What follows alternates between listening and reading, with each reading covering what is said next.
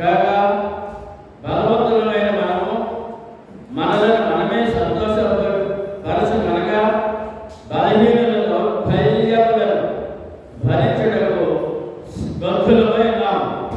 అది ఈవేళ ఆరోగ్యంగా బలంగా సర్వసమృద్ధుల వాడు ఇతరులకు సహకారం ఉండాలని క్రైస్తవ ధర్మం భక్తుడి ధర్మం.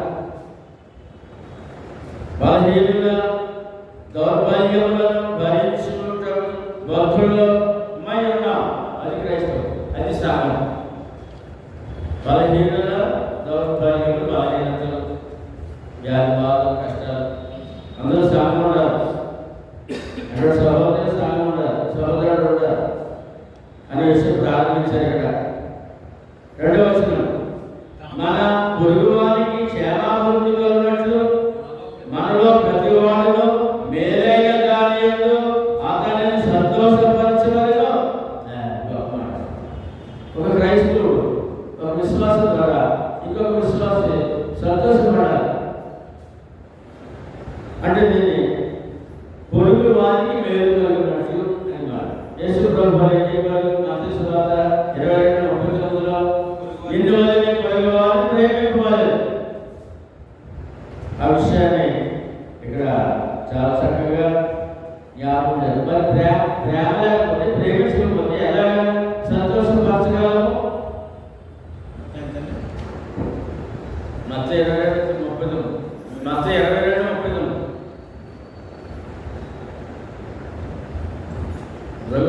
వాక్యం ఏంటంటే రచనకి చెప్పు రాస్తున్నాడు.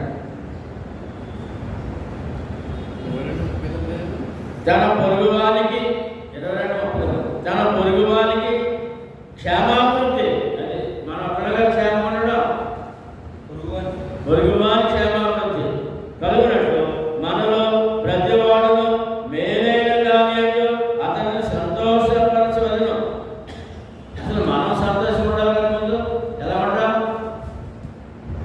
వాక్యాన్ని బట్టి. నిజంగా వాక్యం నమ్మితే ఇప్పుడు సంతోషం ఉంటాం. ప్రభుత్వం ఆనందించడి మరణ ఇప్పుడు అటు సంతోషంగా మనం ఏం చేయాలంట? ఇతరులు కూడా సంతోషపరచాలంట. అంటే ప్రేమ మొదలైతే ప్రేమించగలిగితే సంతోషపరచాలి. ప్రేమ లేకపోతే వారి సంతోషం మాకే సంబంధం అనే విషయం. 3, క్రీస్తు కూడా తను తాను సంతోషపరచలేదు. మాదిరి క్రీస్తే, లోకాన్ని మాదిరి క్రీస్తే, క్రీస్తు కూడా తను తాను సంతోషపరచడం రాలేదు. నిన్ను నిందించిన వారి నిందలు నా మీద పడను అన్నాడే అని వ్రాయబడినట్లు ఆయనకు సంభవించను. సరే, ఎప్పుడు కూడా నిందలు, ఏమైనా అవమానాలు, ఏమైనా దెబ్బలు, ఏమైనా కొట్టడాలు మేలు పొందేసి అయినా ఆయన ప్రేమిస్తూనే ఉన్నారు. యోహాను సువార్త 1:29లో ఏంటి ఆయన పడ్డాయి? యోహాను సువార్త 1:29 నిన్ను నిందించిన వారి నిందలు నా మీద పడ్డాయి. ఏమన్నాడినా లోక పాపములు మోసుకుని పోవు దేవుని గొర్రెపిల్ల. నిందలు, అవమానాలు, పాపాలు అన్నీ కూడా భరించాడు. యోహాను సువార్త 1:29 లోక పాపములు మోసుకుని పోవు దేవుని గొర్రెపిల్ల యేసుక్రీస్తు. ఆ నిందలు, అవమానాలు, మానవుడికి నిందలు, అవమానములు, పాపములు అన్నీ భరించి మోసుకొని వెళ్ళిపోయిన గొర్రెపిల్ల ఆయన మీద పడేను అన్నమాట. 4వ వచనం, ఏలయనగా ఓర్పు వలెను, లేఖనము వలెనని, ఆదరణ వలెను మనకు నిరీక్షణ కలుగుటకై పూర్వమందు వ్రాయ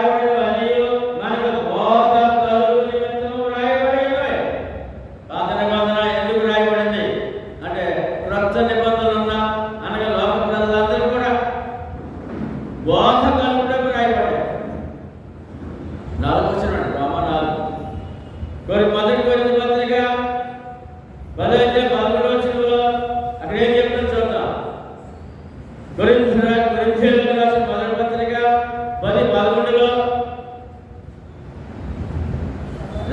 అమ్మా ఎంత గురించి వాక్యం చదువు 10:11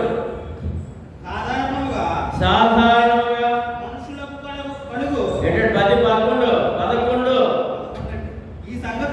ఈ సంగతులు దృష్టాంతములుగా వారికి సంభవించి యుగాంతమందున్న మనకు బుద్ధి కలుగుటకే రాయబడెను. అదిగోండి ఈ యొక్క పాత నిబంధన ఎందుకు? పాత నిబంధన అవసరం ఏంటి? కొత్త నిబంధన వారికి అంటే బుద్ధి కలుగుటకు బోధ కలుగుటకు అనే విషయాన్ని 2 విషయాలుగా మనకు తెలియజేయబడుతుంది. తర్వాత 15:5 వరకు మీరేక భావం గలవారై ఏకగ్రీవముగా మన ప్రభువైన యేసుక్రీస్తు తండ్రి యొక్క దేవుని మహిమ పరచు నిమిత్తము క్రీస్తు యేసు చిత్త ప్రకారము ఒకరితో ఒకరు మనస్సు కలిగిన వారే మనస్సు కలిసిన వారే ఉండినట్లు ఓర్పునకును ఆదరణకును కర్తయగు దేవుడు మీకు అనుగ్రహించుగాక. అంటే క్రైస్తవుడు సంఘం ఎలా ఉన్నారట? ఒకరినొకడు మనస్సు కలుపుకొని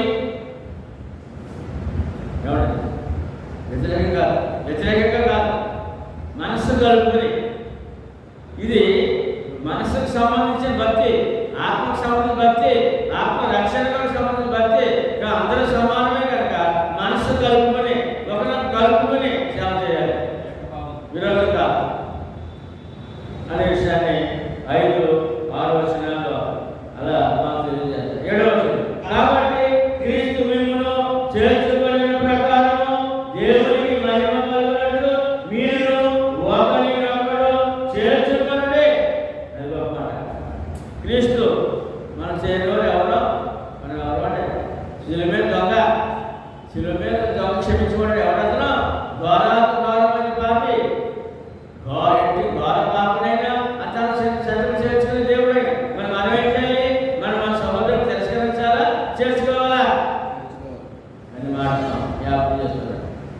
ఎంత ఘోర పాపనైనా క్షమించే దేవుడు, శత్రువు చేర్చుకున్న దేవుడు. ఇవాళ మన అదే క్రమంలో చేర్చుకున్నాడు శత్రువు. మనం ఏం చేయాలి? ఏ సహోదరుని కూడా మనం తిరస్కరించినందుకు వీలు లేదనే విషయం చెప్పాడు. నేను చెప్పిన దేవునిగా పితరులకు చేయబడిన వాగ్దానాల విషయంలో దేవుడు సత్యవంతుడని స్థాపించడమును అన్యజనులు ఆయన కనికరమును గూర్చి దేవుని మహిమపరచడమును క్రీస్తు సున్నతి గల వారికి పరిచారకుడాయను. ఎవరంటే ఇశ్రాయేలు ప్రజల మధ్యన ఆయన పుట్టాడు, పెరిగాడు, సత్యత సేవ చేశాడు. పరిచారకుడట ఎంత తగ్గించుకున్నాడు చూడండి. మరి క్రైస్తవుడు ఎలా ఉండాలి? పరిచారకుడే ఉండాలి. అందు విషయమై ఈ హేతు చేతను అన్యజనుల్లో నేను నిన్ను స్తుతించుదును, నీ నామం సంకీర్తనం చేయుదును అని రాయబడినది. ఫిలిప్పీ పత్రిక 2:5లో ఈ పరిచారకుడైన మాటకి ఎంత క్రీస్తు యేసునకు కలిగిన ఈ మనస్సు వీరిలో కలిగినది.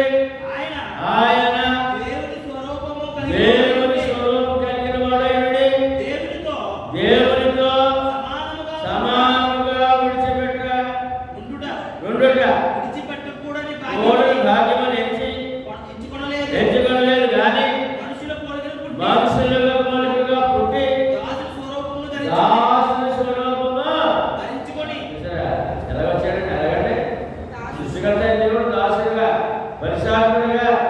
మరి క్రైస్తవుడు ఎలా ఉండాలి? సంఘాల గురించి పోలిపడతాడు. కుర్చీ తీయమంటే కుర్చీ తీయండి, కూర్చేయమంటే కూర్చేయండి. ఏమండి అదేదో ఒక ఎక్కడి పైన కూర్చోబడడం ప్రయత్నించండి. ఎలాగంటే క్రైస్తవుడు సేవ సంఘంలో ఎన్ని విధాల సేవలు అని చేయవలసిందే. ప్రతి వాళ్ళు తగ్గించుకొని అనే మాట. 10వ వచనం, మరియు అన్యజనులారా ఆయన ప్రజలతో సంతోషించుడే అనియు మరియు సమస్త అన్యజనులారా ప్రభువును స్తుతించుడి, సకల ప్రజలు ఆయనను కొనియాడుదురు గాక అని చెప్పాడు. ఇశ్రాయేలు ప్రజలతో పాటు అన్యులు కూడా అవకాశం ఇచ్చాడు దేవుడు. ఇవాళ మనం అన్యులమైన రక్షణ పొందిన యూదులతో సమానంగా ఉన్నాం. ఎంత భాగ్యం అంటే అనే విషయాన్ని చాలా అద్భుతంగా చెప్పారు. ఏమండి, ఎఫెసీయులకు రాసిన పత్రిక 2వ అధ్యాయం 14వ వచనంలో అన్యజనులంట ఆయన ప్రజలతో సంతోషించారంట. ఆయన ప్రజల ముందు యూదులు, ఇశ్రాయేలు, ఆ వారితో అన్యులు సంతోషించారంట. ఎలా జరుగుతుంది అది? ఎవరి ద్వారా జరుగుతుంది అది అని అంటే ఆయన మన సమాధానమైంది మీకును మాకును ఉండిన ద్వేషమును అనగా విధిరూపమైన ఆజ్ఞలను ధర్మశాస్త్రమును తన శరీరమందు కొట్టివేయుట చేత మధ్య గోడను పడగొట్టి మన ఉభయములను ఏకము చేసెను. యూదులు అన్యులు ఏ గొప్ప భాగ్యం అంటే మనకే మనకు దేవుడని హక్కు కూడా లేదండి. అన్యుడికి దేవుడని హక్కు లేదండి. అది క్రీస్తు యొక్క పరిచారకుడిగా ఆయన ఇచ్చిన వరము, ఆయన సేవలో దొరికిన భాగ్యము. 11వ వచనం, కాగా మీరు పరిశుద్ధాత్మ శక్తి పొంది విస్తారముగా నిరీక్షణ గలవారు, నిరీక్షణ కర్తయ్యకు దేవుడు విశ్వాసము ద్వారా సమస్త ఆనందముతోనూ సమాధానముతోనూ మిమ్మల్ని నింపును గాక అని చెప్పాడు. ఏమండి, పరిశుద్ధాత్మ శక్తి ఏంటండి?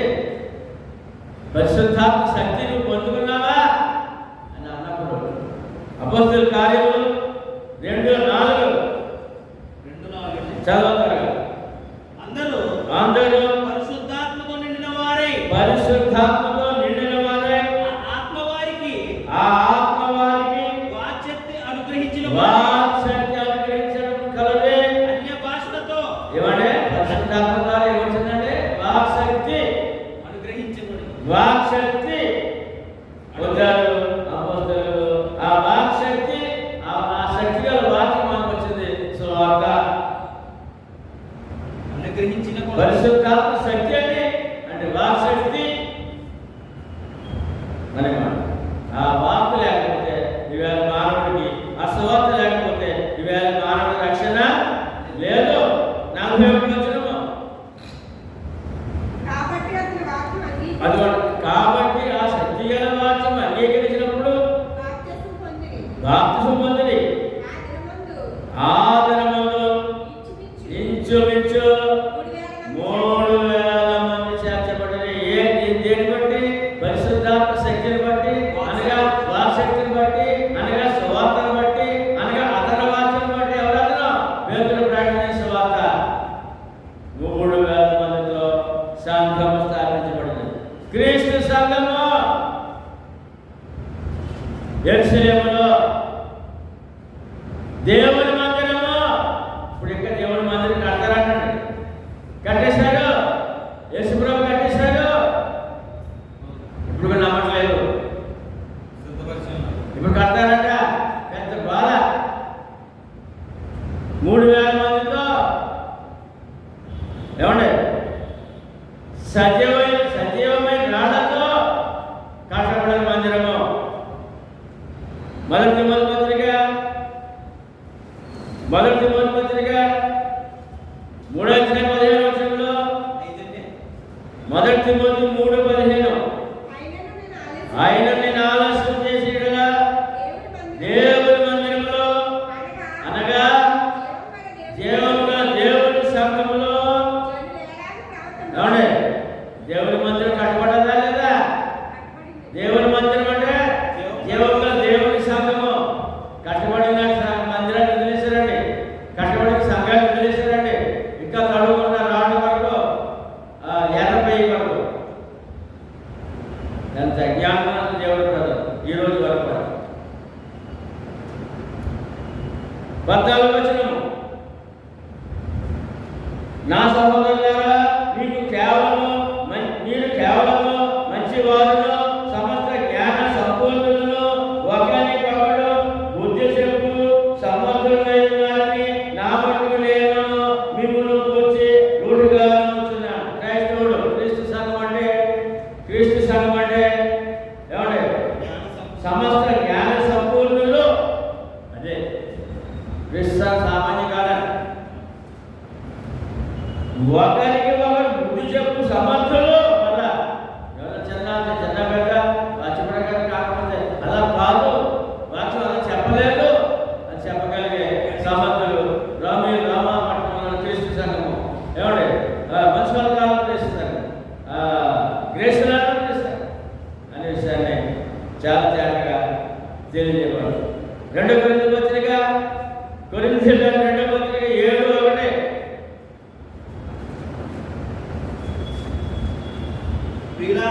ప్రియులారా మనకు ఈ వాగ్దానంలో ఉన్నవి. 2 కొరింథీ 7 ప్రియులారా మనకు ఈ వాగ్దానంలో ఉన్నవి కనుక దేవుని భయముతో పరిశుద్ధతను సంపూర్తి చేసుకొనుచు శరీరమునకును ఆత్మకును కలిగిన సమస్త కల్మషము నుండి మనలను పవిత్రులుగా చేసుకుందాము. ఎందుకంటే జ్ఞానవంతులు మంచివారు జ్ఞానవంతులు ఒకరిగా బుద్ధి చెప్పుకునే అటువంటి హెచ్చరిక చేసుకునే గొప్ప జ్ఞానం పడదు కదా. అందుకని పరిశుద్ధత పోకుండా చూసుకోవాలి అనే విషయాన్ని. 15వ వచనం, అయినను అన్యజనులు అను అర్పణ పరిశుద్ధాత్మ పరిశుద్ధపరచబడి ప్రీతికరమగునట్లు నేను సువార్త విషయమై యాజక ధర్మమును జరిగించుచు దేవుని చేత నాకు అనుగ్రహింపబడిన కృపను బట్టి అన్యజనుల నిమిత్తము యేసుక్రీస్తు పరిచారకుడైతిని. ఇది హేతువు చేసుకుని మీకు జ్ఞాపకము చేయవలని యుడి ఎక్కువ ధైర్యం కలిగి సంక్షేమముగా మీకు వ్రాయుచున్నాను. అద్భుతమైన వాక్యం ఇక్కడ. అన్యజనుల అర్పణ, అన్యజనులు అను అర్పణ. ఏమండి ఈ సువార్త ప్రకటించేవాడు, ఏమండి ఈ సత్యవార్త ప్రకటించేవాడు, సత్యవార్తను జీవించేవాడు, ఎవడు మాదిరి చూపించేవాడు అతడు యాజకుడు. క్రీస్తు సంఘ సహోదరుడు యాజకత్వం. క్రీస్తు సువార్త ప్రకటించడం అంటే యాజకత్వం. దేవుని ఆరాధించడం అంటే యాజకత్వం. రొట్టె వేయడం అంటే యాజకత్వం. మందిరానికి సంబంధించిన అనగా సంఘానికి సంబంధించిన ఏ పని చేసినా యాజకత్వం. యాజకుడినై అన్యజనులను అర్పణ అర్పించారు అన్నాడు. ఈవేళ ఈ విషయం చాలా ప్రాముఖ్యమైనది. ఆదికాండము అర్పణ అనే మాట వచ్చినప్పుడు ఆదికాండము 4వ అధ్యాయము 3, 4, 5 వచనాల్లో కొంతకాలం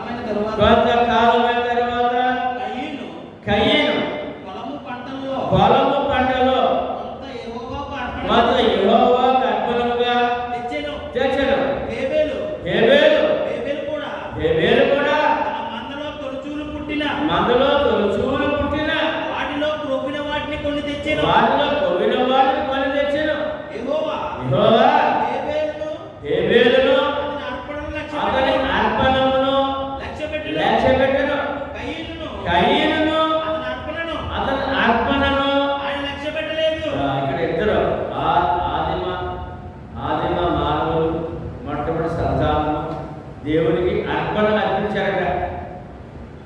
అన్నదమ్ములిద్దరు చూడండి. తర్వాత బలి అర్పణ, యాజకుడు బలి అర్పణ, తర్వాత నైవేద్యము, ధూపము, కానుక, పానార్పణము, ఎన్ని అర్పణలు ఏమండి. క్రీస్తు సంఘంలో కూడా కృతజ్ఞతాపరులు, ప్రత్యేక కానుకలు, ఆదివారం సంఘ క్షేమక కానుకలు, ఇంకా ఏ విధమైన మనకు ఉన్నప్పటికీ దేవుడికి ఇచ్చే ఆ సమయాలు, ఇవన్నీ కూడా అర్పణలు. ఏంటండి? అర్పణలు. కానీ అసలైన అర్పణ అదే ఏంటంటే అన్యజనులను అర్పించాలి.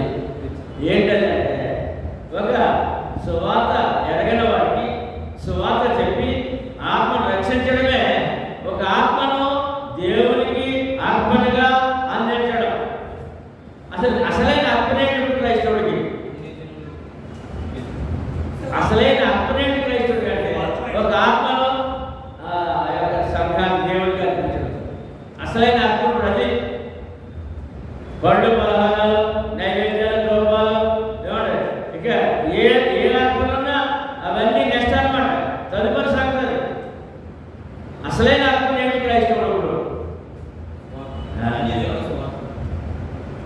అన్యజనులు ఎవరు? ఎందుకని క్రైస్తవుడు తప్ప లోకంలో అందరూ అన్యజనులు. ఎవరితో పాటు? యూదులతో, ఇశ్రాయేలుతో పాటు. ఇశ్రాయేలు దేవుడి ప్రజలకు అప్పుడు లేదు. ఇశ్రాయేలు దేవుడి ప్రజలకు అప్పుడు లేదు. క్రైస్తవుడే దేవుడి ప్రజ. ఎందుకంటే ధర్మశాస్త్రం కొట్టివేయబడింది. ఆ ధర్మశాస్త్రం ప్రకారం వారి పిల్లలు, వారి దేవుడి ప్రజలు. కొత్త ధర్మశాస్త్రం కొత్త నిబంధనలో సువార్త ప్రకారం రక్షణ కొని పాపాలు పడుకున్నవాడే, పాప క్షమాపణ, ఆత్మ రక్షణ పొందినవాడే దేవుని ప్రజ. ఎవరి ప్రజ అంటే? దేవుని ప్రజ. ఏమన్నా ఎందుకు చెప్పమాట? ఎవరు అర్పించాలి అంటే ఇప్పుడు క్రైస్తవుడు ఏం చేయాలి? క్రైస్తవుడు ఏం చేయాలి? ఒక సువార్త నిర్ణయం బాధ్యత కాదు. ప్రతి క్రైస్తవుడు యాజకుడు. అతను అర్పించాలి దేవుడికి ఆత్మ. అన్యజనుడు సువార్త ప్రకటించి దేవుడికి అతన్ని తన ఆత్మను అర్పించాలి. ఇది సంఘంలో జరిగితే ఈవేళ ఎంత ఆశీర్వాదము. అసలైన ఆత్మను అర్పించిన వాడుగా ఏమండి సువార్తికులు ఎలా ఉన్నాం? ఏమండి క్రైస్తవుడు ఎలా ఉన్నాడు? ఏమండి ఇప్పుడు మీరున్నారు, మీ ద్వారా మీ మిస్సెస్ అంటే రక్షణకు వచ్చింది. మీరిద్దరు ఏంటి ఇప్పుడు అర్పించాలి. ఏంటంటే మీ ఇద్దరు సువార్త చేసి మీ బంధువులు, మీ స్నేహితుల్లో ఒక ఆత్మను అర్పించాలి. అసలు అర్పణ అంటే అది ప్రతి క్రైస్తవుడి బాధ్యత. ఏమండి ఇంట్లో పిల్లలు కూడా దేవుడికి అర్పించలేదండి క్రైస్తవుడు. ఇంట్లో పిల్లలు కూడా వయసు వచ్చిన పిల్లలు గాలిని వేస్తారు, వయసుకు వచ్చిన పిల్లలు గాలిని వేస్తారు. రక్షణ పొందినవాడు కూడా, రక్షణ పొందినవాడు తన కుటుంబంలో ఉన్నటువంటి బాప్తిసం పొందినవాడు ఎవరంటే ఈ క్రైస్తవుడికి అతను అన్యుడు. ఈ క్రైస్తవుడికి ఆ కొడుకు అన్యుడు, కుమార్తె అన్యురాలు, అత్త ఆ అన్యుడు, అల్లుడు రక్షణ పొందకపోతే. నిజమో అర్థమైనా? ఎవరా? ఒక కుటుంబంలో రక్షణ పొందిన ఒక వ్యక్తికి రక్షణ పొందిన బంధువులు ఏ రక్త సంబంధమైనా రక్షణ పొందే వరకు అన్యుడే. ఏమండి ముస్లిం దేశాలు గొప్ప, మేము గొప్ప దేవుడి భక్తులు అనుకోని చాలా ఆనందపడతారు. వారు దేవునికి అన్యులు, సంఘానికి కూడా అన్యులే. ఇప్పుడు యూదులు మేమే దేవుని భక్తులు ఇప్పుడు ఫీల్ అవుతున్నారు. ఈ వేళ కూడా ఈ సంఘానికి అన్యుల వాళ్ళు, దేవుడు కూడా అన్యులుగా ఉన్నారు. దేవుని పిల్లలు కాదు. ఇంకా యూదులు ఏమంటే అంటే ఇస్మాయిల్ సంతానము, ఇస్సాకు సంతానము ఈవేళ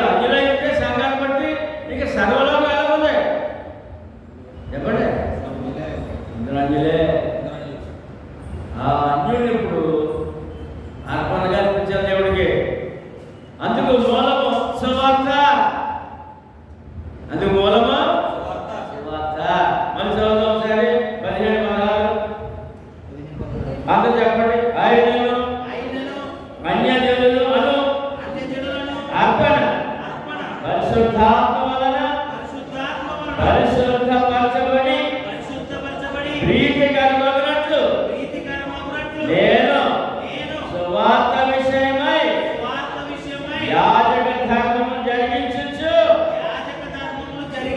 దేవుని చేత నాకు అనుగ్రహించబడిన కృపను బట్టి అన్యజనుల నిమిత్తము యేసుక్రీస్తు పరిచారకుడైతే ఇది హేతువు చేసుకొని మీకు జ్ఞాపకము చేయవలనని ఇవ్వండి.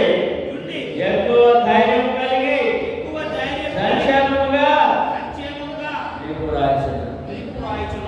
ఈ మొత్తానికి మూలం ఏంటంటే బైబిల్ కంటే రోమా పత్రిక 17 అధ్యాయము 15-16 వచ్చినమే మూలము.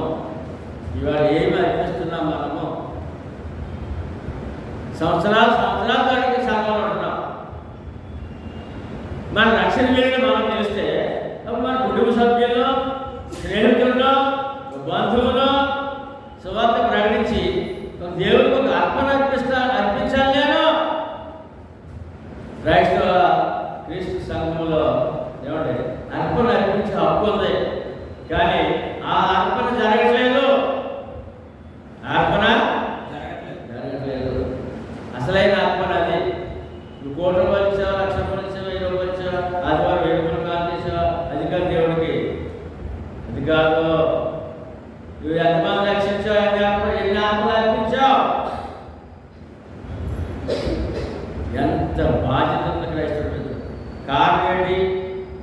ఎందుకు అలా చెప్పారైనా అని అంటే 1 పేతురు పత్రిక 2వ అధ్యాయము 1 పేతురు పత్రిక 2వ అధ్యాయము 9-10 వచనాలు. అయితే నేను చీకటిలో నుండి ఆశ్చర్యకరమైన తన వెలుగులోనికి మిమ్మును పిలిచిన వాని గుణాతిశయములను ఒకసారి ఏమంటే అంజుడంటే అర్థం ఏంటంటే ఎక్కడ ఉన్నప్పుడు చీకటిలో విజయ్ అంజుడంటే అర్థం ఏంటప్పుడు చీకటిలో అంటే సైతానులో అంటే పాపములో అన్నారు. తర్వాత ఆయన గుణాతిశయం ప్రదర్శించే నిమిత్తము ఏర్పరచబడిన వంశమును, రాజులని యాజక సమూహమును, పరిశుద్ధ జనమును, దేవుని సొత్తైన ప్రజలనై ఉన్నారు. ఒకప్పుడు దేవుని ప్రజ కాక, ఎప్పుడంటే రక్షణ పొందక ముందు ఏ మానవుడు దేవుని ప్రజ కాదు. ఇప్పుడు ఈ ఇశ్రాయేల్ ప్రజలతో సహా రక్షణ పొందకపోతే ఏ మనుషుడు దేవుని ప్రజ కాదు. ఇశ్రాయేలుతో సహా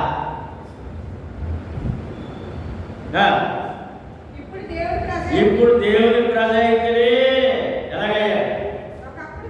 రక్షణ ద్వారా. సో దాని మూలమేంటి? సువార్త. ఏమైనా ఇప్పుడు యాజకులు అయ్యారు. ఏమైనా యాజకుల పని అంటే అర్పణ. మరి ఈ యాజకుల పని అంటే అర్పణ. ఎంత బాధ్యత క్రైస్తవుల మీద. ఆత్మరక్షణ భారము అంటారు. ఏ కాదు భారం కాదు. ఆత్మరక్షణ భారం కాదు, బాధ్యత. ఆత్మరక్షణ ఎవరి బాధ్యత? కృష్ణ గారిదంటే, చిన్ని గారిదా, ఎవరు?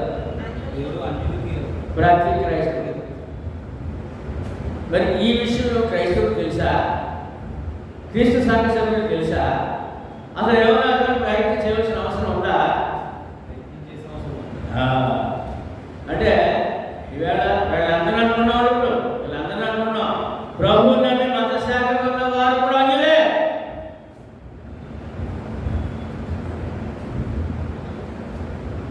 ప్రపంచంలో ఇంచు 75% ఉన్నారు ప్రభు నమ్మకం. ఇంచుమించు 75 ఖచ్చితంగా నమ్మడం. అనేక కోణాలు. కానీ సువార్తకి రాలేదు కనుక వారు కూడా అనిలే. నిజమా?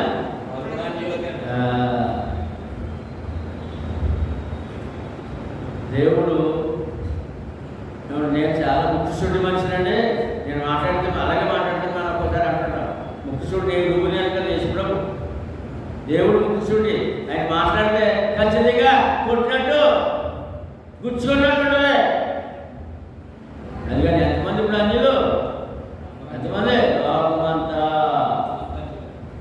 అన్యులనే మాటలో ఇంకో మాట ఉందండి. ఏ భేదం మామ 3:23 ఏ భేదం లేదు, అందరూ పాపలే, అన్యుడని పాపే, అంతే, ఏమి లేదు,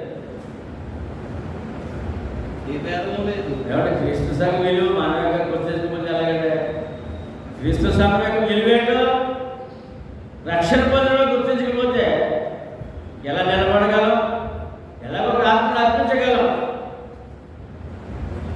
కొలస్సీ రాసిన పత్రిక 1:13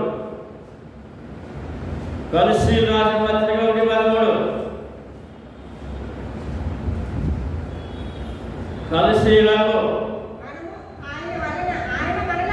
ఆయన మనలను అంధకార సంబంధమైన అధికారంలో నుండి అన్యుడంటే ఎక్కడప్పుడు అన్యుడు ఎక్కడ అంధకార అధికారం, అంధకారం అంటే సైతాన్, ఏమంటే అధికారం, సైతాన్ అధికారం అన్నాడు మానవుడు. ఏమంటే లోక సంవత్సరంలో మనం 4 అధ్యాయాలు చెప్తాడు సైతాన్, ఇది ఈ లోకాలు నాది అధికారం అంటాడు. అంధకార అధికారంలో అన్యుడంటే అప్పుడు ఎక్కడున్నాడు? ఇప్పుడు అంధకార అధికారంలో, సాతాను అధికారంలో, సాతాను బంధకంలో, అదే విడుదల, బంధకంలో విడుదల. ఒక అన్యుడు, ఏమంటే అన్యుడు అంటే సాతాను బంధకంలో, అంధకార అధికారం సాతాను బంధకంలో ఉన్నాడు. అతను విడుదల చేయాలంటే ఎవరి బాధ్యత అంటే యాజకుడి బాధ్యత. ఏ యాజకుడు? క్రైస్తవుడు యాజకుడు. ప్రతి విశ్వాసం బాధ్యత ఉంది. తాను ప్రేమించిన తన కుమారుని యొక్క రాజ్య నివాసులుగా చేసాను. మన రాజ్య నివాసులు అంటే అంతకుముందు కూడా మనము రక్షణ పొందకముందు సాధారణ యొక్క అంధకార అధికారులు బందీలుగా ఉన్నాం. బందీలు విడిపించాడు ఆయన, రక్తము దారపోసి ఎలకట్టి విడిపించాలి. వచ్చేది కదా, మరి వచ్చేది కదా, ఏంటి వేళ రక్తము ప్రాణము ధారపోసి. ఎఫెసీయులకు రాసిన పత్రిక అన్యుడి పరిస్థితి ఏంటి? అన్యుడిగా ఉంటే ఎందుకు అర్పించమంటాడు ఆయన? ఎఫెసీయులకు రాసిన పత్రిక 2:11, 12 వచ్చిన ఆయనను మనము మునుపు దూరస్తులమై, ఏమంటే ఎఫెసీ పట్టణంలో వారు ఎక్కువ విగ్రహాలకు అన్యులను క్రైస్తవులు అయ్యారు. వారి గురించి మాట్లాడతారు. మరి మనము మునుపు దూరస్తులమై, మునుపంటే రక్షణ పొందకముందు, మీరిప్పుడు క్రీస్తునందు, క్రీస్తు రక్తం వలన, ఏమంటే 11 చదవమన్నా, 11 కాబట్టి మునుపు శరీర విషయంలో అన్యజనులై ఉండి ఎఫెసీ పట్టణంలో క్రీస్తు సంఘము అంతకుముందు ఎవరంటే అన్యజనులు. గ్రేషియన్ క్రీస్తు సంఘంలో అంతకుముందు ఎవరంటే యూదులు కాక సర్వప్రధానులే. ఎప్పుడు యూదులు కాక సర్వప్రధానులే. ఎఫెసీ పట్టణంలో విగ్రహారాధకులు ఎక్కువ ఉన్నారు, రక్షణ పొందిన వారు. అందుకని అన్యులై ఉండి, ఏమండి శరీరమందు చేతితో చేయబడిన సున్నతి గలవారు అనబడిన వారి చేత సున్నతి లేని వారు అనబడిన మీరు ఆ కాలమందు ఇశ్రాయేలుతో సహపౌరులు కాక పరదేశులను వాగ్దాన నిబంధనలు లేని పరజనులను, నిరీక్షణ లేని వారును, లోకమందు దేవుడు లేనివారు. అన్యుడంటే అర్థం ఇప్పుడు దేవుడు లేనివారు, దేవుడికి సంబంధం లేదు, దేవుడికి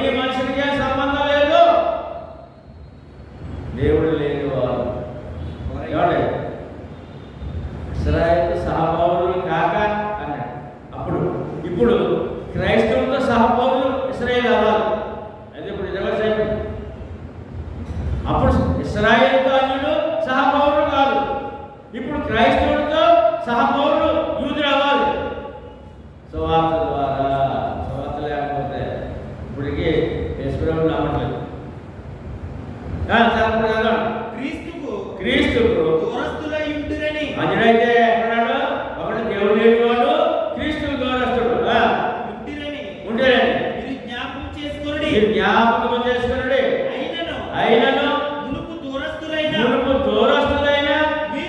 మీరు ఇప్పుడు ఇప్పుడు క్రీస్తు యేసునందు క్రీస్తు రక్తము వలన సమీపస్తులై ఉన్నారు. అంటే రక్షణ, పాప క్షమాపణ క్రీస్తు రక్తంలో కడగబడి. అది అర్థమవుతున్నారు. ఎఫెసు పట్టణంలో సంఘం చాలా మంది అన్యులు క్రీస్తు రక్తంలో కడగబడ్డారు, రక్షణ పొందారు. వారు క్రీస్తుకు సమీపస్తులై ఉన్నారు. ఏమంటే ఈ 15 అధ్యాయం కరెక్ట్గా ప్రతి వ్యక్తి చదవగలిగితే, గ్రహించగలిగితే, వినగలిగితే, దాన్ని అనుసరించగలిగితే ఆ మానవ ఎంత ధన్యుడో చెప్పలేదు. ఏమండి అర్పణ మనం ఏం చేయాలి? యాజకులు చెప్పినాడు పేతురు పత్రికలో, దేవుని ప్రజలు చెప్పినాడు పేతురు పత్రికలో. కనుక యాజకుడు ఏం చేయాలంట? అసలైన అర్పణ అర్పించాలి. అన్యుణ్ణి అంటే సువార్త ప్రకారము ఒక అన్యుణ్ణి, ఒక ఆత్మను, క్షమాపణ, ఆత్మరక్షణ అందించి అతన్ని అర్పణగా దేవుడికి అర్పించాలి. అది క్రైస్తవుడి బాధ్యత. మూలము బైబిల్కి మూలం, క్రొత్త నిబంధనకు మూలం రామ 15:16 క్రొత్త నిబంధన మూలం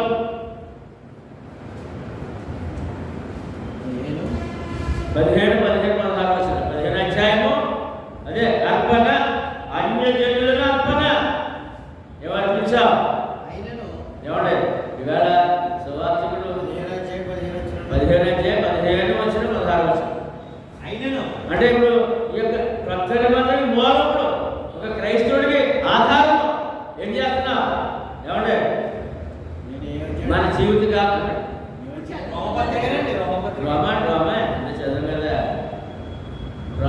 మతానికి క్రొత్త నిబంధన మూలమండి. క్రొత్త నిబంధన మూలమండి. ఏమండి ఇంకో మాట చెప్పనా? మన జీవితంలో ఒక ఆత్మ కూడా రక్షించకపోతే చాలా లోటు మన జీవితంలో. మన జీవితకాలం ఒక్క ఆత్మ రక్షించకపోతే అర్పణ అర్పించిన వాళ్ళం కాదు. ఆ రోజు ఆ తీర్పులు చెప్పవలసిన బాధ్యత ఉంటుందేమో. మరి ఇప్పుడు చెప్పండి, క్రైస్తవుడు బాధ్యత కలవాడా లేడు వాడ? బాధ్యత కలిగి ఉన్నారు. Very good. 17 కాగా క్రీస్తు యేసును బట్టి దేవుని విషయమైన సంగతులలో నాకు అతిశయ కారణము కాదు. ఏమన్నా క్రీస్తు యేసు అతిశయం అంట. ఎందుకని? సువార్త ద్వారా అనేకమైన అంజులను అర్పిస్తున్నాడు ఆయన. అతిశయం అంట. గొప్ప కార్యం దేవుడు అనిపించాడు. గొప్ప పని చేస్తున్నారు. అన్యజనుల అర్పణ అర్పిస్తున్నాడు ఆయన. ఎలాగంట? అన్యజనులు విభేదములను వాక్యము చేతను, క్రియల చేతను, గురుతుల బలము చేతను, మహత్కార్యముల బలము చేతను, పరిశుద్ధాత్మ బలము చేతను క్రీస్తు నా ద్వారా చేయించిన వాటిని గూర్చియే గాని మరి దేనిని గూర్చి మనదారా తెగపను. కాబట్టి యెరూషలేము మొదలుకొని చుట్టుపక్కల ఉన్న ప్రదేశములను ఇల్లూరికు ప్రాంతం వరకు క్రీస్తు సువార్తను పూర్ణముగా ప్రకటించి ఉన్నాను. ఎక్కడెక్కడంటే ఏమండి? చుట్టుప్రక్కల పట్టణాలు కాదంటే ఇల్లూరికి ప్రాంతం అంటే మారుమూల గ్రామాలతో సహా సువార్త ప్రకటించాలని ధైర్యంగా చెప్పగల వాడు పౌలు గారు. మనం చెప్పగలమా? ఎవరు నాకు బాగా దూర బంధువులు ఎక్కువనంటే చెప్పగలవా? కొన్ని అది దూర బంధువులు ఉన్నాడంటే ఆడ నాకెందుకు కాదు. ఇల్లూరికి ప్రాంతం బాగా అతి కుగ్రామం నుండి కూడా ఎవరిని పెట్టలేదని సువార్త చెప్పడానికి అన్నాడు పౌలు గారు. 12 మంది శిష్యులతో పాటు ఏమండి 12 మంది ఎంత పని చేశారు? అంత పని ఆయన అక్కడ చేశాడు. చాలా పని చేశాడు, చెప్పగలుగుతున్నాడు. అది ఏమండి 21 నేనైతే మరి యొక్క పునాది మీద కట్టబడుతున్న నిమిత్తము ఆయన గురించి సమాచారం ఎవరికి తెలియజేయబడలేదో వారు చూతులనియు వినని వారు గ్రహించులనియు రాయబడిన ప్రకారము ముందుగా ఈయన ఎక్కడున్నాడంట, అది పౌలు గారు ఎక్కడున్నాడంట. నేనైతే మరి యొక్క పునాది మీద కట్టబడుతున్న నిమిత్తము, ఏదో పునాదులు ఉన్నాడండి ఈయన, వేరే వేరే పునాది ఎవరో కట్టిన పునాది లేడంట. చూద్దాం పునాది అంటో మొదటి కొరింథీ పత్రిక 3:11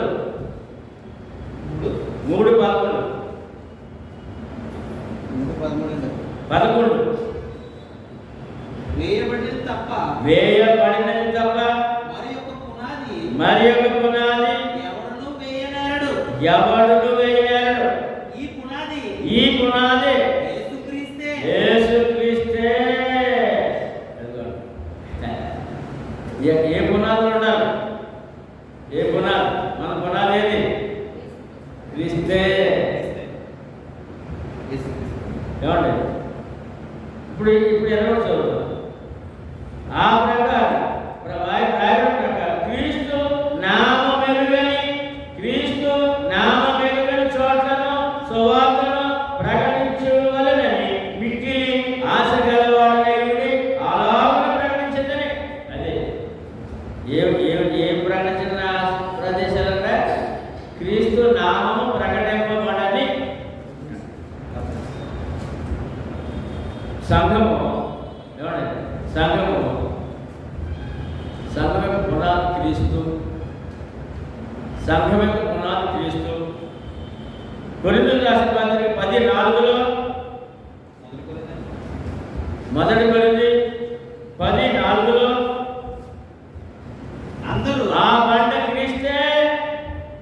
ఆ బండ మొదటగా పునాది, సంఘము పునాది. సంఘం అనే బండ క్రీస్తే. బండ క్రీస్తే. ఎక్కడ రావాలి మానవుడు? క్రీస్తు అనే పునాదులు రావాలి, క్రీస్తు అనే బండలే కావాలి. మత్తయి సువార్త 16:18 మరియు పేతురు ఈ బండ మీద, అది పునాది క్రీస్తే ఉండాలి, బండ క్రీస్తే ఉండాలి. ఆ బండ అనేక శబ్దంలో ఉండాలి. ఈ బండ మీద నా సంఘం పడు.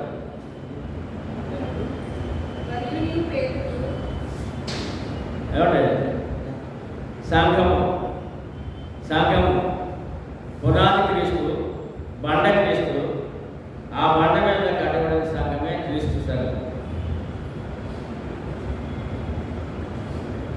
అపోస్తలుల కార్యములు 8:12 చూడండి.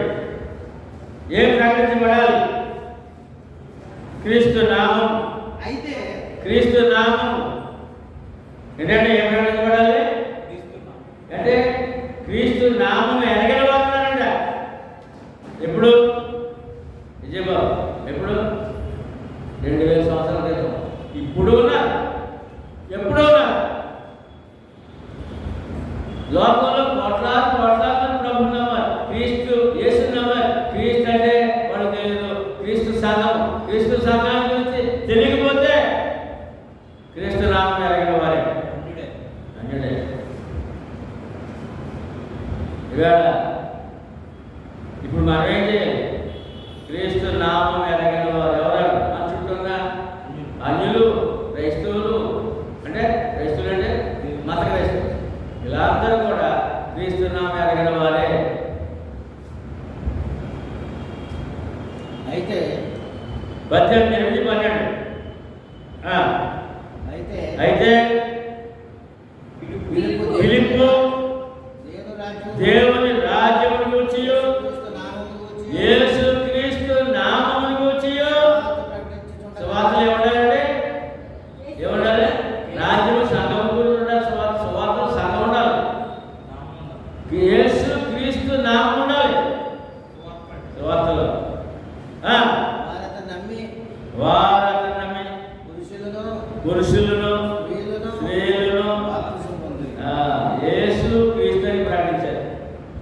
యేసు యేసు ఆగిపోయారు కాకుండా ప్రపంచంలో కోటాది క్రైస్తవులు యేసు దగ్గర ఆగిపోయారు. క్రీస్తు అని తెలుసుకో. 2:36 వచనం అపోస్తలుల కార్యాలు 2:36 మీరు సిలువ వేసిన ఈ యేసునే దేవుడు ప్రభువుగాను క్రీస్తుగాను. యేసు ఆగిపోలేదు అక్కడ. క్రీస్తుగా నియమము. క్రీస్తుగా నియమించదు. యేసు దగ్గర ఆగిపోయాడు. యేసు దగ్గర ఆగిపోయాడు. లోకం ఎక్కడ రావాలి ఇప్పుడు? క్రీస్తుగా నియమించాడు. ఏమండి క్రీస్తుగా నియమించడం ఏంటంటే అంటే ఇశ్రాయేల్ ప్రజలు సువార్త ప్రకటిస్తూ ఈ వాక్యం చెప్తున్నాడు ఆయన. అంటే ఇశ్రాయేల్ ప్రజలు ఎదురు చూపెట్టి ఇశ్రాయేల్ ప్రజలు అప్పటికి ఎదురు చూపెట్టి దానియేలు గ్రంథము 9:25 26 9:25-26 చదవ. యెరూషలేమును మరలా కట్టవలసినది ఆజ్ఞ బయలుదేరిన సమయమున మొదలుకొని అభిషిక్తుడకు అధిపతి వచ్చే వరకు అధిపతి వచ్చే వరకు అంటే అధిపతి ఏ అధిపతి? ఏమంటే అభిషిక్తుడు అని అధిపతి. అభిషిక్తుడు అంటే మెస్సియా. ఎవరంటే పుట్టినోడు మెస్సియా అంటే ఇశ్రాయేలు ఎదురు చూపెట్టి ఇశ్రాయేలీలు ఎదురు చూపెట్టి మెస్సియా వస్తారని చెప్పారు కదా మరి దానియేలు ప్రవక్త. ఏమండి ఇప్పటికీ వచ్చారని నమ్మట్లేదు. 26వ వచనంలో చదవండి. ఈ 62 వారములు జరిగిన పిమ్మట ఏమీ లేకుండా అభిషక్తుడు నిర్మూలము చేయబడు. చాలండి. ఏమండి ఈ మాట బాగా అర్థం చేసుకోండి. దానియేలు ద్వారా మెస్సీయా వస్తారని చెప్పారు. వచ్చిన తర్వాత ఏమండి ఏ కారణం లేకుండా ఆయన మరణిస్తారని చెప్పారు. విజయబాబు అర్థమవుతుందా? మెస్సీయా వస్తారని చెప్పారు. ఆయన ఏ కారణం లేకుండా మరణిస్తారని చెప్పారు. అంటే మెస్సీయా వచ్చారు, మరణించారు. ఆయన లేఖనం నెరవేరిపోయింది. లేఖనమా అది ఎవరికి తెలియాలి? ఇశ్రాయేలుకి తెలియాలి. వారు ఈ రోజు వరకు తెలుసుకోలేదు ఈ మాట. ఇప్పుడు ఎర్రబెయ్యను వధించి 3వ మందిని కట్టడం ప్రారంభిస్తే అప్పుడు వస్తాడండి ఇక మెస్సీయా. ఎంత అజ్ఞానం ఉన్నటువంటి క్రైస్తవ దేవుడి ప్రజలు. ఇప్పుడు 3 సంగతులు వినాలి మనం. ఏమండి మెస్సీయా అంటే అభిషిక్తుడు. అభిషిక్తుడు అంటే క్రీస్తు. ఎవరు వస్తారని చెప్పారు ఆ ప్రవక్త? క్రీస్తు వస్తాడయ్యా అని చెప్పారు.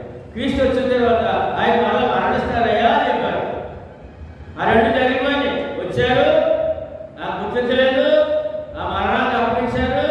ఆయన లేఖన ప్రకారం జరిగింది. ఈ రోజుకి నమ్మలేదు.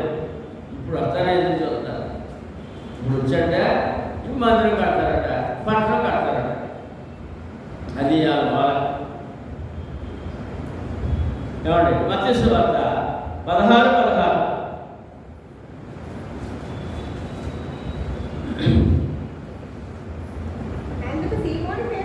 అందుకు సీమోను పేతురు నీవు సజీవుడు దేవుని కుమారుడు అయిన క్రీస్తు అని చెప్పారు. నామం క్రీస్తుని ఒప్పుకున్నాడండి.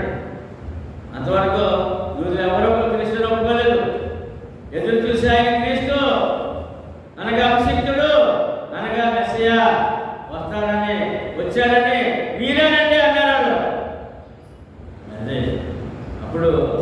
ధన్యుడవయ్యా. అంటే క్రీస్తుని ఒప్పుకున్న వారు ధన్యులు. మనం ఎవరు? ధన్యులము.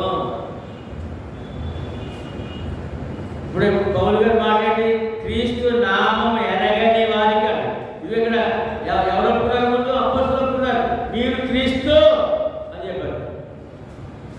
ఒప్పుకున్నారంటే నామం ఒప్పుకున్నారు. అప్పుడు వెంటనే ఆయన అన్నాడు, మరియు పేతురు ఆయన అన్నాడు, పేతురు నీవు ధన్యుడవయ్యా, ఇది మనుషుల వల్ల కలిగింది కాదు, దేవుడు నీకు అనుగ్రహించాడు జ్ఞానము, దేవుడి వల్ల కలిగవయ్యా. ఎందుకంటే ప్రవక్త ద్వారా ఆ మెస్సయ, ఆ యొక్క అభిషిక్తుడు, ఆ యొక్క క్రీస్తు నేనేనని ఒప్పుకున్నాం. ధన్యుడవయ్యా. క్లియర్ అయిపోయింది కదా. ఎందుకు వచ్చారో, వచ్చిన ఎవరో ఎదురు చూసాయని వచ్చాడని చెప్పి క్లియర్ అయింది కదా. అప్పుడు చెప్తారు, నేను ఎందుకు వచ్చానంటే నా సంగమంలో అడుగుతున్నాను, పాతాళంలో ద్వారం కానీ క్లియరెన్స్ చేస్తాడు. అపోస్తలుల కార్యములు ఈ నామములో రక్షణ, అది ఈ నామములో రక్షణ. 4:12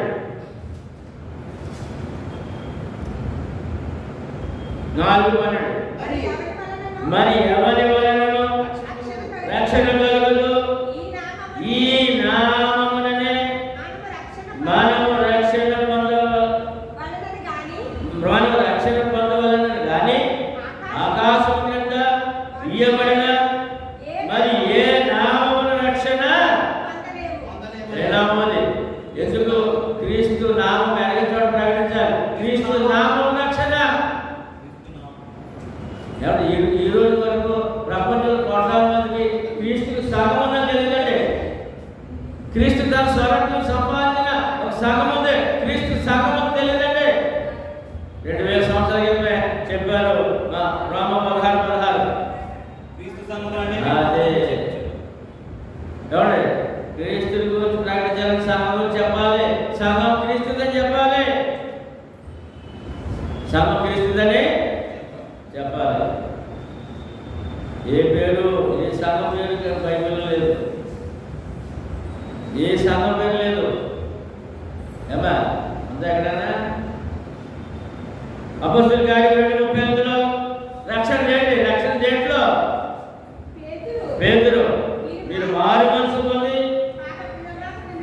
పాప క్షమాపణ నిమిత్తము ప్రతివాడు యేసుక్రీస్తు నామమున, యేసుని వదిలేదు అక్కడ, యేసుక్రీస్తు రక్షణ, పాప క్షమాపణ. గలతీ 3:27 క్రీస్తులోనికి బాప్తిస్మము, క్రీస్తుని ధరించుకోవడము. ఎంత భాగ్యవంతులు మనం, ఎంత గొప్పవాడు, ఎంత గొప్పదనం. ఏం ధరింపజేశాడంటే క్రీస్తునే ధరించుకున్న వారుగా. రోమీయులకు రాసిన పత్రిక 1:15-16లో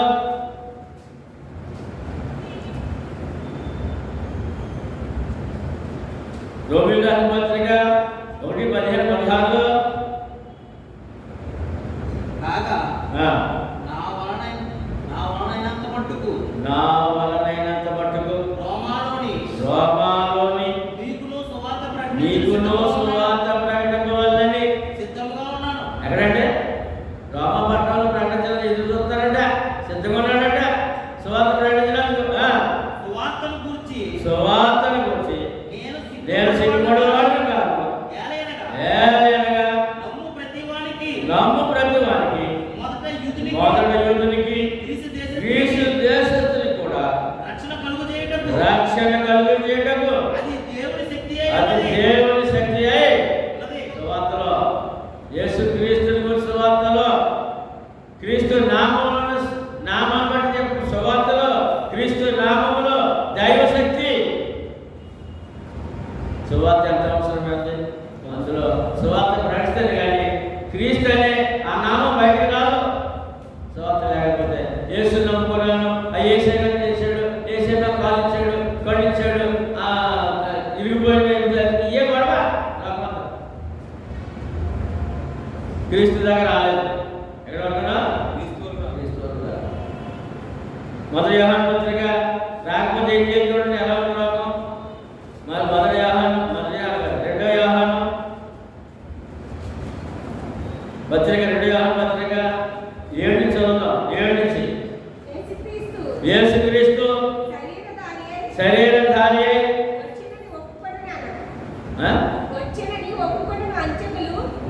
వచ్చేనని ఒప్పుకొనని వంచకులట. యేసుక్రీస్తు అంటే యేసు క్రీస్తు. యేసు అంటే ఇశ్రాయేలుకి మరియ కుమారుడు, వంటకవాని కుమారుడు. క్రీస్తు అంటే మెస్సియా. ఏమండి? యేసు అంటే రక్షకుడు, క్రీస్తు అంటే అభిషేకుడు. పాపిని రక్షించుటకు అభిషేకం పొందిన వాడు యేసు క్రీస్తు అని ఒప్పుకోని వాడు వంచకుడు. ఎలా ఉన్నారు ఇప్పుడు లోకమంతా? యూదులతో పాటు వంచకులు ఉన్నారు. ఏమా? రామ 7 రెండవ పత్రిక యోహాను 2వ పత్రిక 7 నుంచి చదవండి. అనేకులు ఎవరైనా వంచకులు మళ్ళీ బయలుదేరి ఉన్నారు. ఏమంటే యేసుక్రీస్తు శరీరధారి లోకానికి వచ్చారని ఒప్పుకొనని వారు వంచకులంట. వంచకులు అనేకులు. దానియేలు గ్రంథంలో ఏముంది? మెస్సియా వస్తాడు, మరి చనిపోతాడు అని ఉంది కదా. మరి వచ్చారని నమ్మకం చెప్పి వంచకులంట. పాత నిబంధనలో దానియేలు గ్రంథంలో చెప్పిన మాట, కొత్త నిబంధనలో మరి గర్భాన ఆయన వచ్చారు. ఇప్పుడు వచ్చాడని నమ్మకం వంచకులంట. వారు లోకంలో బయలుదేరారంట. లోకంలోనికి ఎందుకు బయలుదేరారు? అబద్ధం చెప్పడానికో ఎందుకో? అట్టివారు వంచకులను, క్రీస్తు విరోధులు. క్రీస్తుని ఒప్పుకోకపోతే ఎవరుండాలో? క్రీస్తు విరోధులు. దేవుని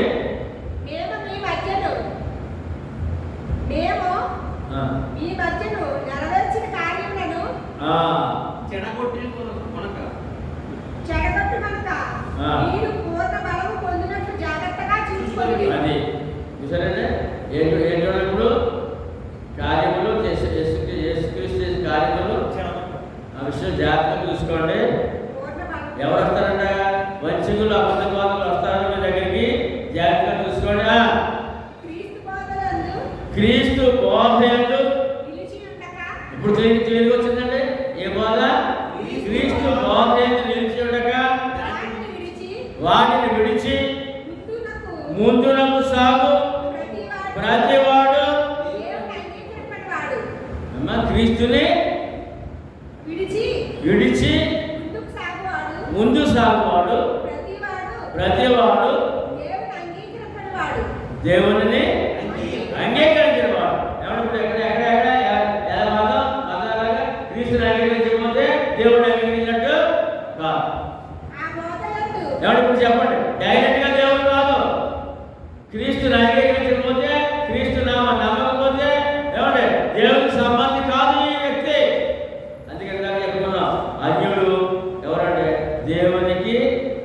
దేవుడు లేనివాడు. చదవండి. తండ్రిని కుమారుని అదే ఎప్పుడైతే క్రీస్తుని అంగీకరించలేదో, తండ్రిని అంగీకరించలేదు, కుమారుని అంగీకరించలేదు. ఎవడైనాను ఈ బోధ, ఏ బోధ? క్రీస్తు బోధ తేక మీ అంతకు వచ్చిన వాణిని మీ ఎంత చేర్చుకొనవద్దు, శుభమని వారితో చెప్పవద్దు. వారికి శుభమని చెప్పిన వాడు వారి దుష్టక్రియల్లో క్రీస్తు నామం లేకపోయినా, క్రీస్తు బోధ లేకపోయినా వాడు దుష్టక్రియలో ఉన్నాడు. ఇప్పుడు క్రైస్తవ లోకం చాలా ఉంది. నేను ఎందుకు ఇది క్రైస్తవులకు ఎలా ఉంది? యేసు కావాలి, ఏమంటే క్రీస్తు వద్దు, క్రీస్తు బోధద్దు, ఆయన నామవద్దు అన్నాడు. మనకు దొరికిందా? అపోస్తలుల కార్యములు చూడండి, పౌలు గారి ప్రయత్నం చూడండి. పౌలు గారి ప్రయత్నం 9:22.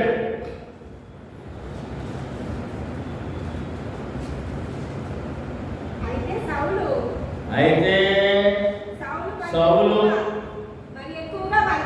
మరి ఎక్కువగా బలపడి ఈయనే క్రీస్తు అదే ఏమంటే విజయబాబు ఇద్దరు విజయాలు ఉన్నారు. ఎలా చూడమని క్రీస్తు సంఘాన్ని పాడు చేసి యెహోవా తప్ప క్రీస్తు ఏంటి?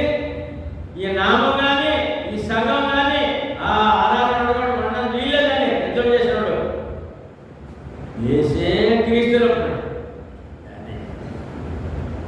పోరాటం ఏసే రుజువుపరుతుడు ఎవరికి? ఎందుకని? యూదులు నమ్మట్లేదు, ఇశ్రాయేలు నమ్మట్లేదు, ఇశ్రాయేలు నమ్మట్లేదు. ముందు వారికి చెప్పాలి. ఆయన ఎంత పట్టుదల ఏసే క్రీస్తు రుజువు చేయొచ్చు. దమస్కు యూదులు ఏంటంటే యూదులు కలవపరచడం ఏంటి చెప్పండి. ఏంటి? యేసు క్రీస్తా నేనైతే ఎదురు రసయ్యా కలవపడిపోయాడు. అభిషిక్తుడా మేము ఎదురు చూసి ఆయన వచ్చేసాడా అని చెప్పి అలా కలవపడిపోయాడు యూదులందరూ. అపోస్తలుల కార్యం 11:44-48 వరకు. అపోస్తలుల కార్యములు 13:44-48 వరకు. మనుషుడు విశ్రాంతి దినమున దాదాపుగా ఆ పట్టణమంతయు దేవుని వాక్యం వినుటకు కూడి వచ్చేది. యూదులు జనసమూహం చూచి మత్సరముతో నిండుకొని దూషించుచు పౌలు చెప్పిన వాటికి ఏమంటే పట్టణమంతా సువార్తలకు వచ్చారు. పౌలు గారి దగ్గర ఏమంటే యూదులు మత్సరపడ్డారట. 44 ఇచ్చాడు. 13:44 యూదులు మత్సరపడ్డారట. ఏంటి యూదులంతా ప్రజలంతా ఇక్కడికి వెళ్ళిపోతారండి అని యూదులు మత్సరం వచ్చిందట, రోగం వచ్చిందట, బాధ వచ్చిందట. పౌలు గారు చెప్పి మనకు అడ్డం వచ్చారట. అప్పుడు పౌలు బర్నబాయు ధైర్యంగా చదివి దేవుని వాక్యం మొదట మీకు చెప్పడం ఆవశ్యకమే, అయినను మీరు దానిని త్రోసివేసి మిమ్మల్ని మీరే నిత్య జీవమునకు అపాత్రులుగా ఎంచుకొనుచున్నారు. సువార్తకు లోబడకపోతే, యేసుక్రీస్తు నామము నమ్మకపోతే, మెస్సయ్య వచ్చాడని ఏమండి నమ్మకపోతే, ఆయన నామంలో రక్షణ నమ్మకపోతే నిత్య జీవమునకు అపాత్రులు. నిత్య జీవము దొరకదు, నిత్య జీవము దొరకదు.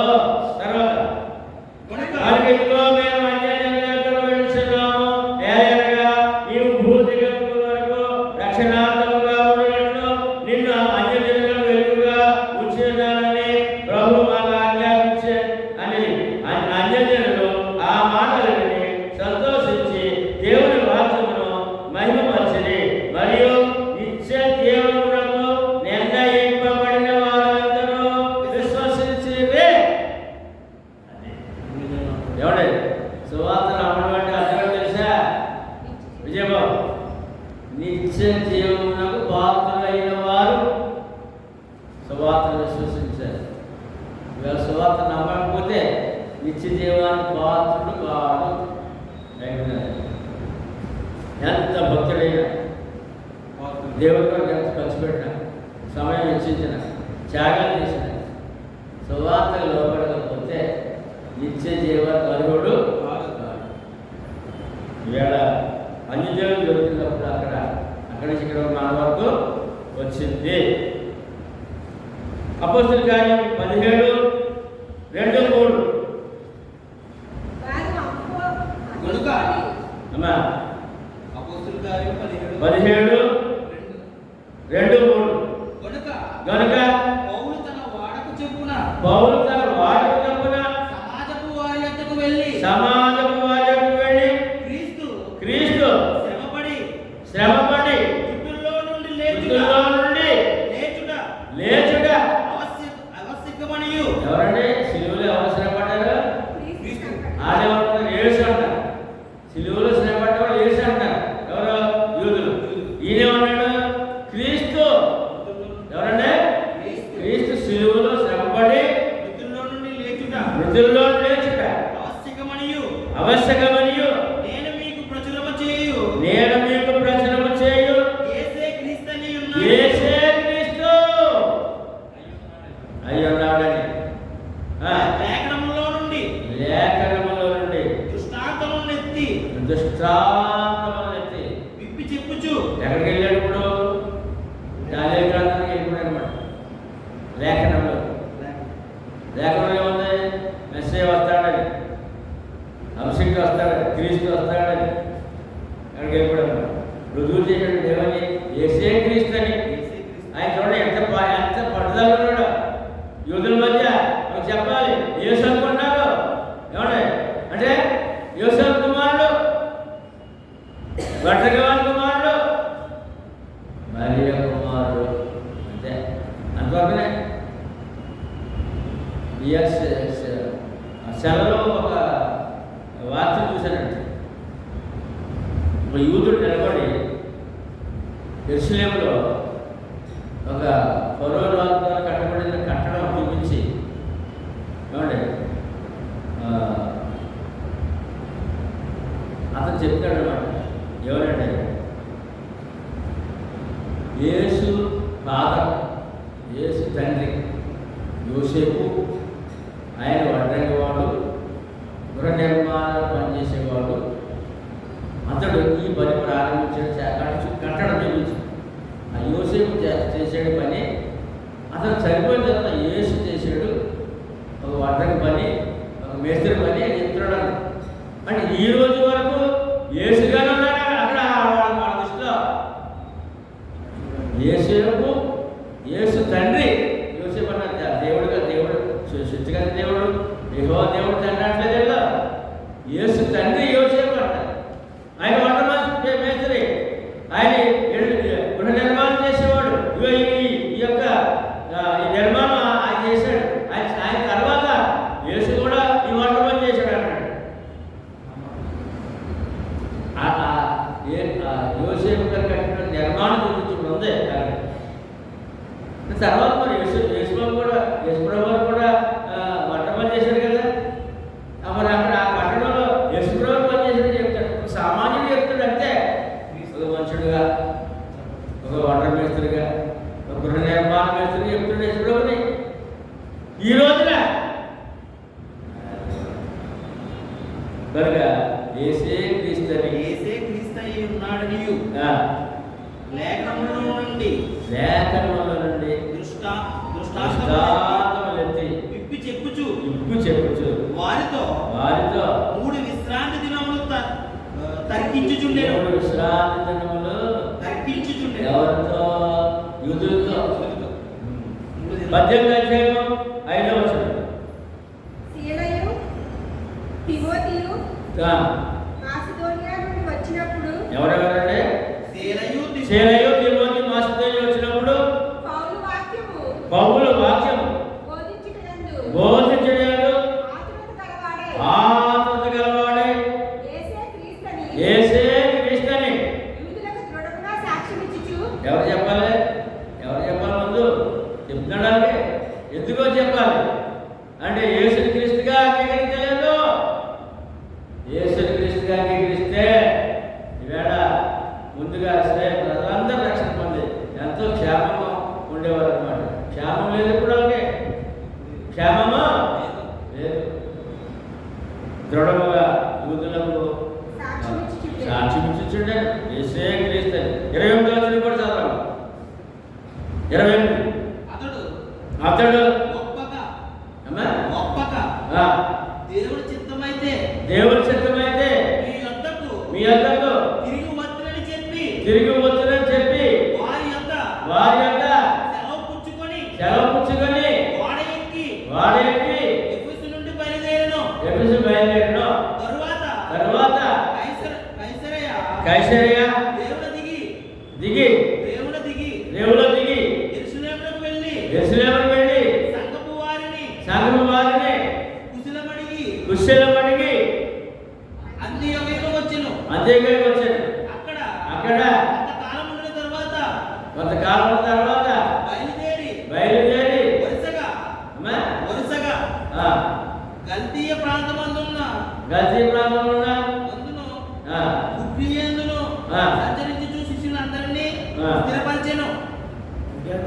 తర్వాత అతడు అక్కడకు పోయి 28వ వచనం యేసుక్రీస్తు అనే లేఖనముల ద్వారా యేసుక్రీస్తు అని లేఖనముల ద్వారా యేసు క్రీస్తు అని అక్కడే యేసు క్రీస్తు అని అక్కడ చదువుతాం. యేసు క్రీస్తు అని యేసే క్రీస్తు అని అది మెయిన్ పాయింట్. ఇప్పుడు మనం ఏం చెప్పాలి? యేసే క్రీస్తు అని లేఖనం ద్వారా నిశ్శబ్దపరిచి యూదుల వాదమును బహిరంగముగాను ప్రకటించి వచ్చారు. బహిరంగంగా ఖండించి అంటే వాళ్ళ అబద్ధాన్ని ఖండిస్తూ బహిరంగంగా బోధించాడు. యేసే క్రీస్తు అని. ఇప్పుడు మనం చెప్పాలి అన్యజనులు కాదు, అన్యజనులు యేసు తెలియదు. యేసు తెలిసిన వారు క్రైస్తవులు, మత క్రైస్తవులు. యేసే క్రీస్తు అని చెప్పాలి. విజయబాబు ఇలాగా ఏం చెప్పాలంటే యేసే క్రీస్తు అని చెప్పాలి. క్రీస్తే దేవుడు అని చెప్పాలి. ఏంటంటే క్రీస్తు లేకుండా ఏమీ లేదు. క్రీస్తు లేకుండా మనం ఏమీ లేదు. మొదటి యోహాను పత్రిక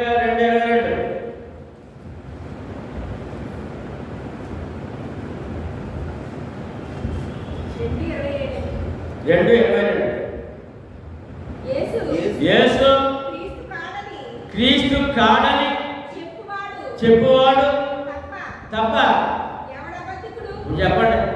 మిమ్మల్ని లోపల ఎలా ఉంది? ప్రపంచం అందండి ఏమంటే 20,000 మంది బాప్తిసం పొందారంట.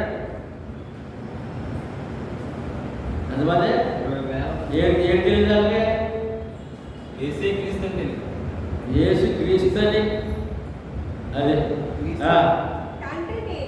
తండ్రిని మళ్ళీ చదవండి. యేసు క్రీస్తు కాడని చెప్పువాడు తప్ప ఎవడబద్ధికుడు? చెప్పండి. ఇప్పుడు ఏమండి?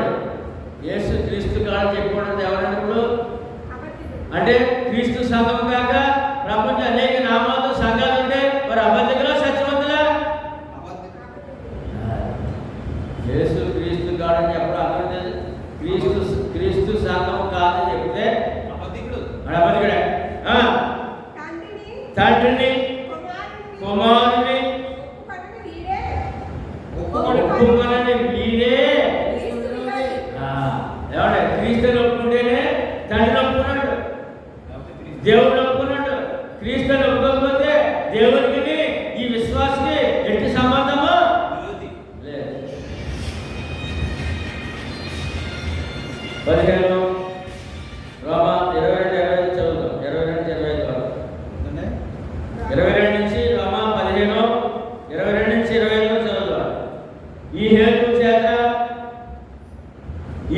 చేతను మీ యొద్దకు రాకుండా నాకు అనేక పర్యాయములు ఆటంకము కలిగాయి. రోమా సంఘం గురించి మాట్లాడతాడు పౌలు గారు. నేను చాలాసార్లు రామపట్నం సంఘం రావాలనుకున్నాను, చాలా ఆటంకాలు వచ్చినాయి, రాలేకపోయాను అంటాడు. ఇప్పుడైతే ఈ ప్రదేశంలో నేనిక సంచరింపవలసిన భాగము లేదు కనుక అనేక సంవత్సరాల నుండి మీ వద్దకు రావాలని మిక్కిలి అపేక్ష కలిగి ఎక్కడికంటే రోమాపట్నం క్రీస్తు దగ్గర రావాలని ఆశ ఉందండి. వెళ్ళకపోతాడు. అపేక్ష మిక్కిలి అపేక్ష కలిగి నేను స్పెయిన్ దేశంలో వెళ్ళినప్పుడు మార్గంలో మిమ్మల్ని చూచి మొదట మీ సహవాసం వలన కొంత మట్టుకు సంతృప్తి పొంది మీ మీద అక్కడికి మీ చేత అక్కడికి సాగనపడుతుందని నిరీక్షిస్తున్నాను. రోమాపట్నంలో క్రీస్తు సంఘానికి వెళ్ళాలని చాలా ఆశ ఉందంటే వెళ్ళలేకపోయాను.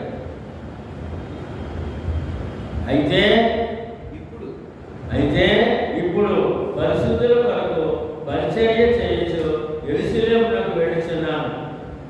అనగా యెరూషలేములో ఉన్న పరిశుద్ధులలో వేదలైన వారి నిమిత్తము మాసిదోనియ వారును అక్కయ్య వారును కొంత సొమ్ము చందా వేయ ఇష్టపడింది. ఇప్పుడు ఒక మాకు ముఖ్యమైన పద్ధతులు ఉన్నారు. ఏమండి, సంఘాలు ఇచ్చిన కానుకలు పట్టుకెళ్ళి యెరూషలేములో బీదవాళ్ళు ఉన్నారు. సేవకులు సంఘాలు వాళ్ళకి ధనం చాలా ఆర్థిక సహాయం అందించాలి. ఆ పని మీద ఉన్నప్పుడు సంఘాలు సాగించాడు. ఆ సహాయం పట్టుకెళ్ళి వాళ్ళకి ఇవ్వాలి అని అంటూ అన్నాడు. ఏమండి, అపోస్తలుల కార్యం 28:16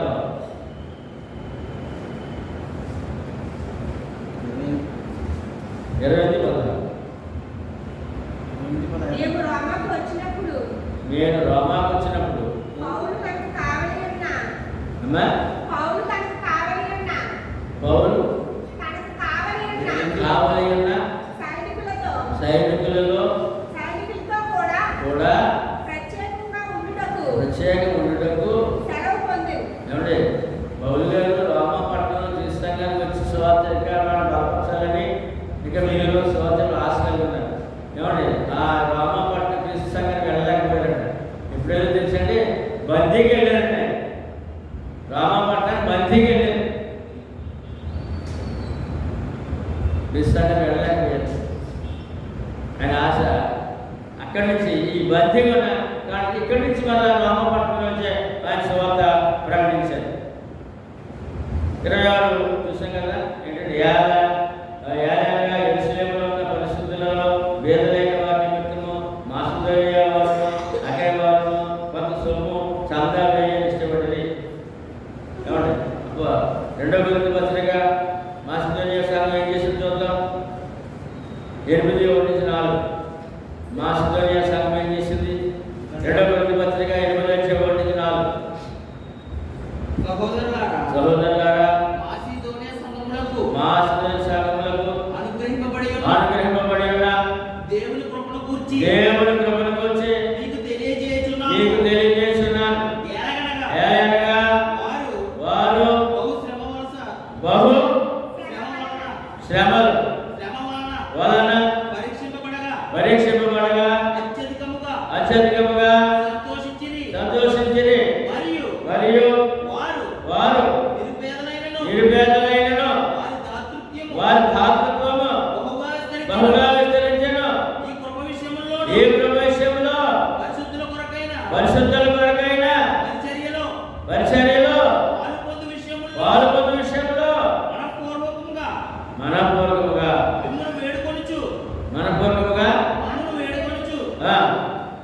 మమ్మల్ని వేడుకొలుచు వారు తమ సామర్థ్యము కొలదే కాక సామర్థ్యము కంటే ఎక్కువగా తమంతట తామే ఇచ్చినని నీకు సాక్ష్యం ఇచ్చుచున్నాను. ఈ యొక్క 2 కొరింథీ 8:1-4 ఏమంటే మాసిదోనియాని సంఘం ఇచ్చినట్టు కానుకలు పట్టుకెళ్ళి రోమపత్రికలో చెప్తున్నాడండి.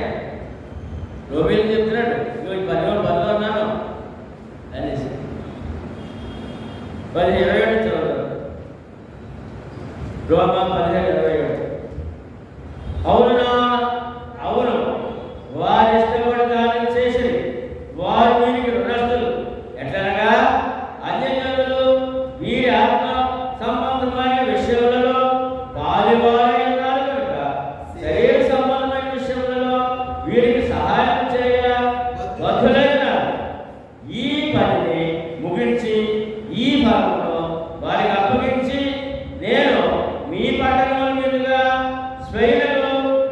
స్పెయిన్లకు ప్రయాణం చేతును.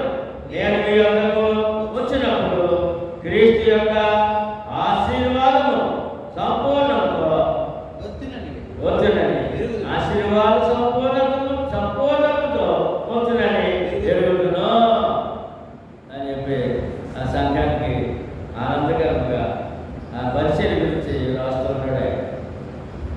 ఏమండి 30 నిమిషాలు. సహోదరులారా, నేను యూదయలో ఉన్న అవిధేయుల చేతుల్లో నుండి తప్పింపబడి యెరూషలేములో చేయవలసిన ఈ పరిచర్య పరిశుద్ధులకు ప్రీతికరమైనట్లును నేను దేవుని చిత్తం వలన సంతోషంతో మీ యొద్దకు వచ్చి మీతో కలిసి విశ్రాంతి పొందినట్లును మీరు నా కొరకు దేవునికి చేయ ప్రార్థనయందు నాతో కలిసి పోరాడవలనని మన ప్రభువైన యేసుక్రీస్తును బట్టి ఆత్మ వలని ప్రేమను బట్టి మిమ్మల్ని బ్రతిమాలుకొనుచున్నాను. సమాధానకర్తయైన దేవుడు మీకందరికీ తోడైయుండును గాక. ఆమేన్. సేవ కొరకు ఆత్మ రక్షణ కొరకు ప్రార్థన చేయవలసిన వారమై ఉన్నాము. ప్రార్థన కూడా చాలా ప్రాముఖ్యమై ఉన్నది అనే విషయాన్ని జ్ఞాపకం చేస్తూ రోమీయుల రాసిన పత్రికలో చాలా ప్రాముఖ్యమైన విషయాలన్నీ మనము ధ్యానించాం, నేర్చుకున్నాం. ఏమండి, రోమీయుల రాసిన పత్రిక 15వ అధ్యాయము 15-16 వచనాల్లో కొత్త నిబంధనకి మూలమైనదని అన్యజనుల అర్పించడమే ప్రధాన లక్ష్యమని, అంటే ఒక అన్యజనుడికి సువార్త అందించి అతను తన ఆత్మను పాపక్షమాపణ ఆత్మరక్షణ అందించి ఆ ఆత్మను దేవునికి అర్పించి ఈ పనిలో మనం భాగస్థులమైన మరి ఎంతమంది దేవునికి అర్పించుకుంటారు ఆత్మలు అని అంటే ప్రతి కుటుంబంలో మనకి అటువంటి సభ్యులు ఉన్నారు. అన్యులుగా ఉన్న సభ్యులు ఉన్నారు. ఖచ్చితంగా మనం గౌరవించాలి, మనం మాట్లాడాలి. మనమా ఇప్పుడు అప్పుడే కాదండి, ఇప్పుడు వినండి, ఇప్పుడు వినదండి ఈ మాట చెప్పకూడదు. ఖచ్చితంగా నువ్వు మాట్లాడాలి. ఎందుకంటే నీ బాధ్యత విశ్వాస బాధ్యత ఒక ఆత్మను అర్పించాలి, దేవునికి అర్పించాలి. ఇప్పుడు అన్యుడెవరో రక్షణ